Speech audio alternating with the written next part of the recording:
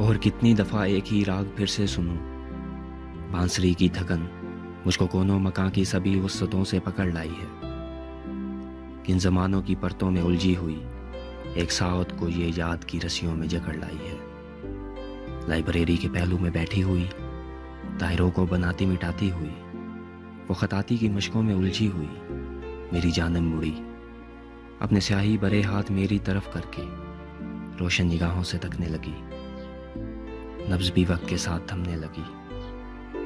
मुझको रोशन निगाहों में लिखी हुई एक तहरीर पढ़ने का दुख आ गया।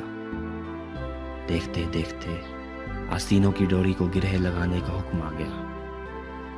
वक्त की नब्ज़ सुन, एक वायलन की धुन, इनके मुतरबा की छिली उंगलियों से कोई राग सारे में फैला तो अदराक होने लगा। उम्र की राहगानी से वाहिद कमाया हुआ एक लम्हा थी वो मुजस्सम तरन्नुम थी, नगमा थी वो। मैं जिसे उम्र भर गुनगुनाता रहा, उसके पहलू में बैठा रहा कुछ बरस, अपने कच्चे सुरों को पकाता रहा। कौन सा सुर था मैंने जिसे उस बदन की रगों में बखेरा नहीं था।